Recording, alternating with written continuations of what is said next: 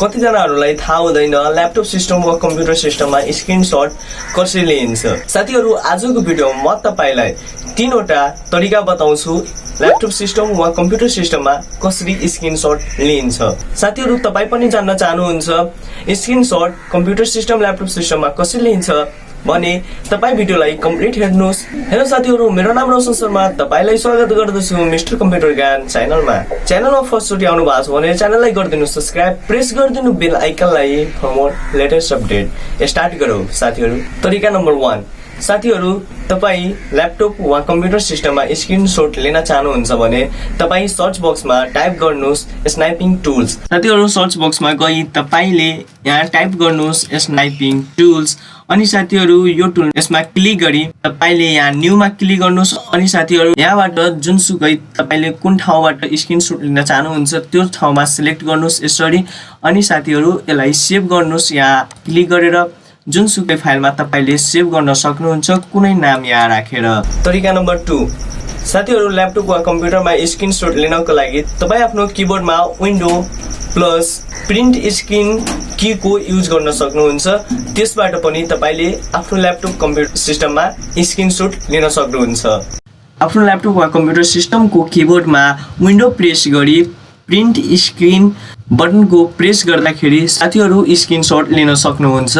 अनि साथीहरू यो स्क्रिनशट हेर्नको लागि तपाई जानुस् आफ्नो दिस पीसी या माई कम्प्युटरमा। अनि साथीहरू पिक्चर्समा जानुस्।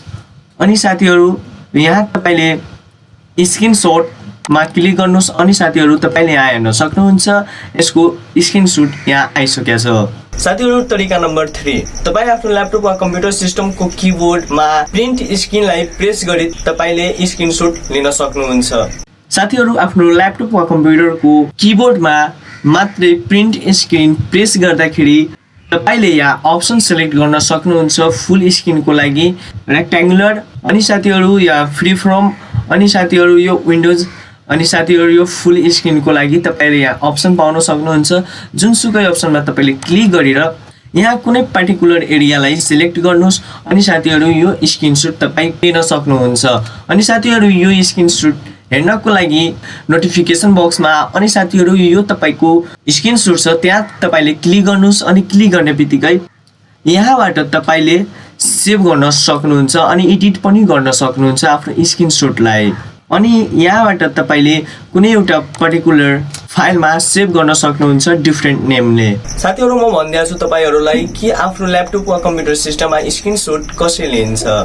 साथीहरू यो भिडियो तपाईलाई राम्रो लागेको छ भने, हेल्पफुल लागेको छ भने यो भिडियोलाई एउटा लाइक गरिदिनुस्। अनि साथीहरू च्यानललाई सब्स्क्राइब गर्नु भएको छैन भने च्यानललाई अहिले नै सब्स्क्राइब गरिहाल्नुस्। अनि साथीहरू प्रेस गर्नु बेल आइकनलाई हाम्रो लेटेस्ट अपडेटको लागि।